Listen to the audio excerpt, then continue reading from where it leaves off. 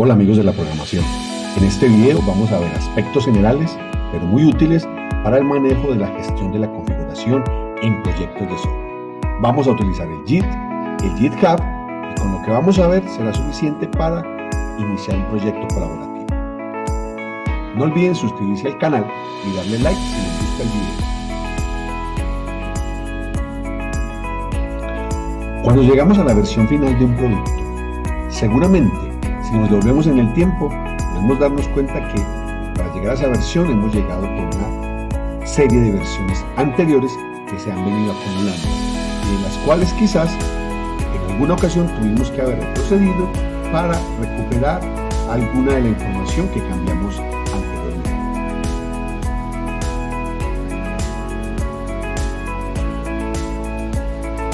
Existen herramientas de control de versiones que nos ayudan a gestionar y a controlar estos cambios. Generalmente, el uso de estas herramientas o la definición es que es un sistema que nos permite registrar los cambios en el tiempo de un conjunto de archivos.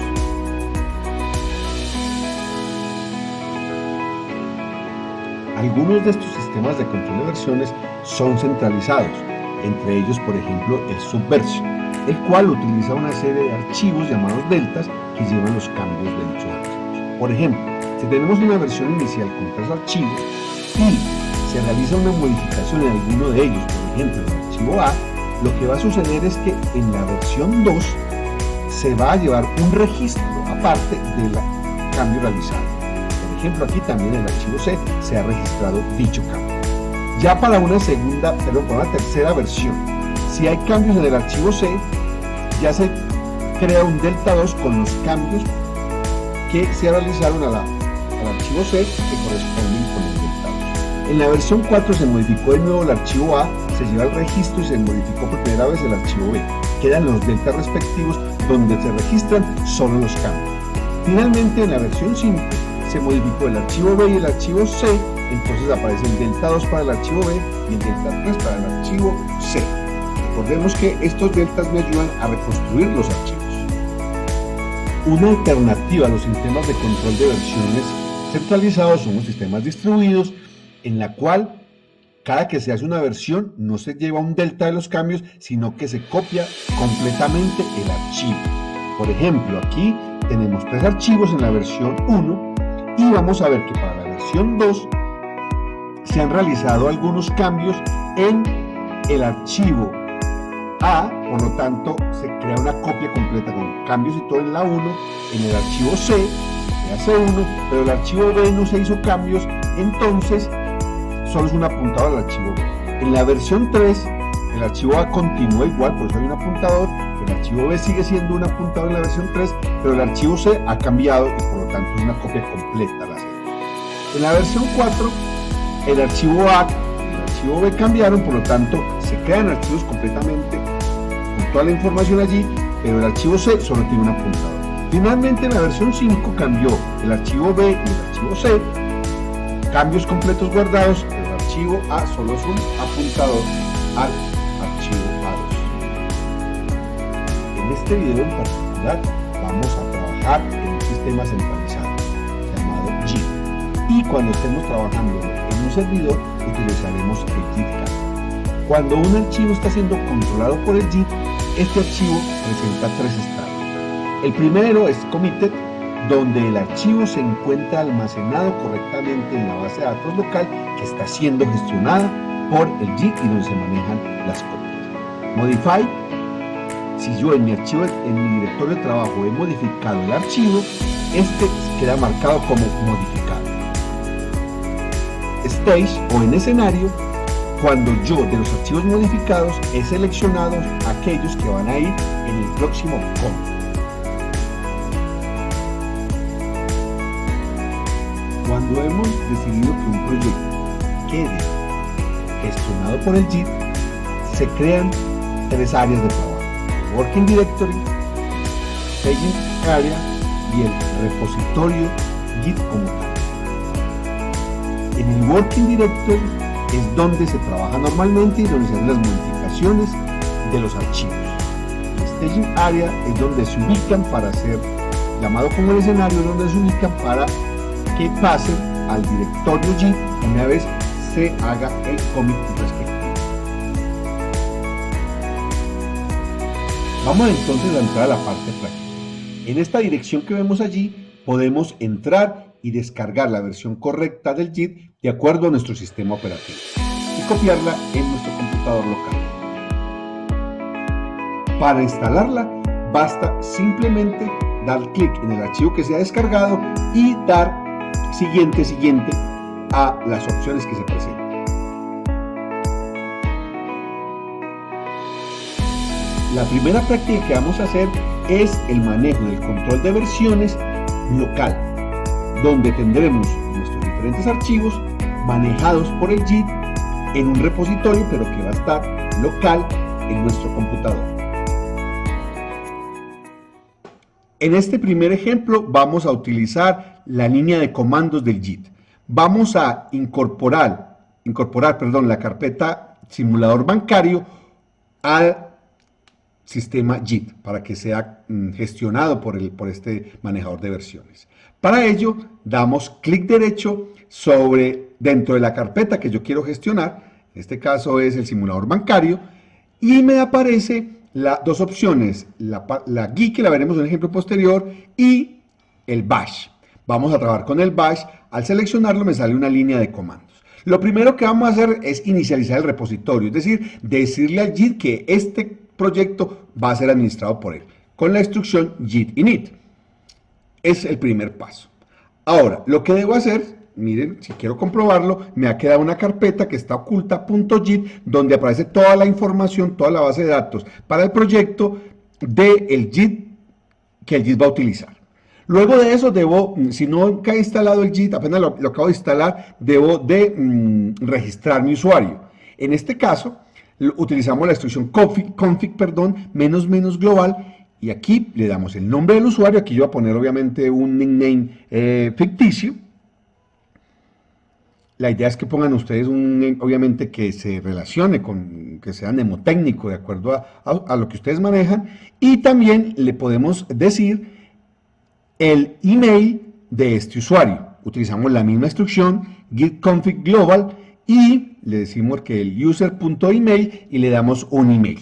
Con estas dos instrucciones ya me va a quedar configurado el usuario. Ya me he identificado como usuario en este equipo para este proyecto o para todos los proyectos en este equipo del JIT. Observemos que no es necesario poner el correo entre comillas. Le damos Enter y ha quedado registrado. Si yo quiero revisar si efectivamente me quedó, utilizo la instrucción global nuevamente, pero ya le especifico cuál es la variable que yo quiero mirar. En este caso, por ejemplo, user.name, al darle enter, el que realmente tengo yo en mi equipo es OscarHF, y cuando hago esto mismo con el email, verán que lo tengo registrado con el email de Hotmail. Ahora, lo que tenemos que hacer es poner en el estado stage, en el escenario, a todos los archivos. Con add --al se logra esto. Aquí todavía no están en la base de datos del JIT, han quedado listos para ser llevados a la base de datos, están en el escenario, en el stage. Ya cuando yo digo git commit -m para especificar un mensaje, por ejemplo, este es el commit inicial de este proyecto, ya después de esta instrucción me quedarán ya en la base de datos. Como yo ya había hecho esto antes, aquí me va a salir que en este momento no hay ningún cambio para hacer commit, o sea que cuando yo dije git add -all, ningún archivo se quedó descrito allí. Si yo quiero revisar la lista de commits que he hecho, puedo utilizar git log, y miren que ahí me sale que yo ya hice hora, fecha y el comentario de un commit inicial. Ahora voy a crear un archivo. Lo podría crear en la carpeta desde Windows o por aquí directamente. Creo un archivo que se llama readme.md. Al crear este archivo tengo que llevarlo al estado stage, es decir, al escenario, con add, para que quede listo para hacer el commit. Este siempre es el proceso. Ya quedó listo para hacerle un commit, entonces aquí creo un nuevo commit, es decir, que lleve todos los cambios a la base de datos para que quede el manejo de versiones allí en la base de datos del JIT, y digo que es una adición de un archivo readme.md, el mensaje que yo quiero. En este momento ya, miren que aquí sí me dijo que ha creado un nuevo archivo y salen algunos comandos que cambió un archivo. Si vuelvo a dar git log, observen que me salía ambos elementos. Vamos a hacer ahora lo mismo, pero con una interfaz un poquito más amigable. Vamos a hacer esto con el otro proyecto, que es subastas celulares. Ya no lo vamos a hacer con el bash, sino que vamos a hacer con la parte gráfica. Entonces aquí ya el git init se reemplaza por decirle crear un nuevo repositorio. Si yo voy y escojo el repositorio específicamente, que es, aquí voy a irme atrás para que me quede igual, aquí selecciono esta carpeta y esa es la carpeta que voy a adicionar para que sea manejada por el JIT. Miren qué interesante, aquí a la izquierda me salen todos aquellos archivos que aparecen allí, pero que todavía no los he llevado al escenario, no les he hecho el stage. Aquí le hago que pasen al escenario, esto es equivalente al add menos all, y aquí ya todos quedan listos para hacer el commit. Aquí es donde el menos m, donde decía el menos m, de aquí hago lo mismo que hice con el otro proyecto, commit inicial de subastas celulares, y le digo commit. Con este ya queda hecho el commit. Miren qué interesante.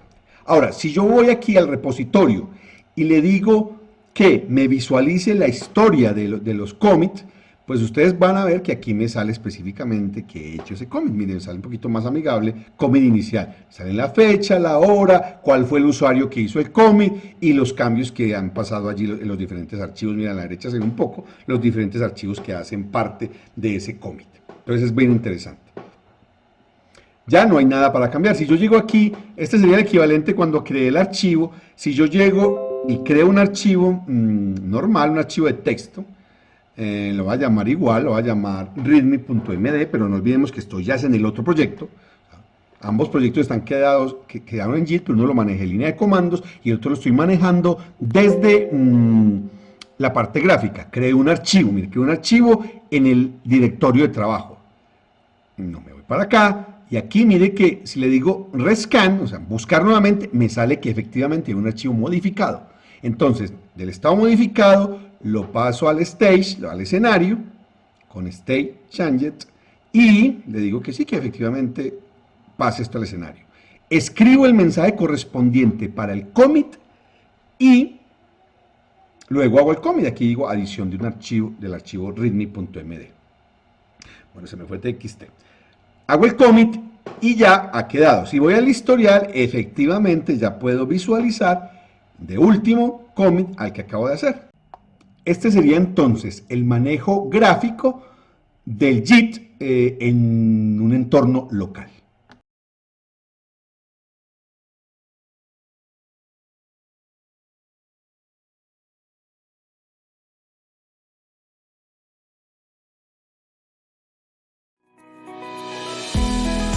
Una opción más útil es cuando utilizamos el control de versiones de una manera distribuida, donde tendremos un servidor con el JIT instalado, los computadores locales también con el JIT, cada uno con sus respectivos repositorios, que nos permitirán trabajar de manera colaborativa.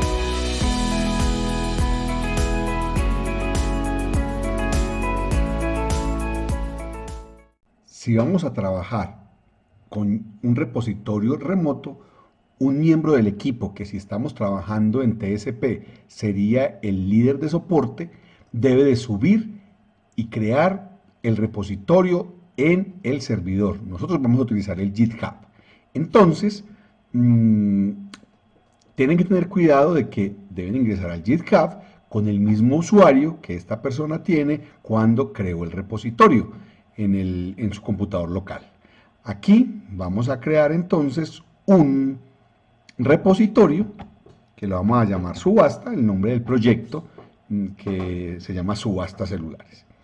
Le decimos crear el repositorio y el GitHub lo que nos va a hacer es darnos la dirección web de este repositorio. Entonces necesitamos copiarla, simplemente pues aquí voy a especificar, le damos copiar. A veces desde esta tecla también me parece, de este icono creo que también lo deja copiar, pero yo siempre prefiero pues copiarlo con un control C o con copiar. Entonces ya tenemos la dirección del repositorio remoto.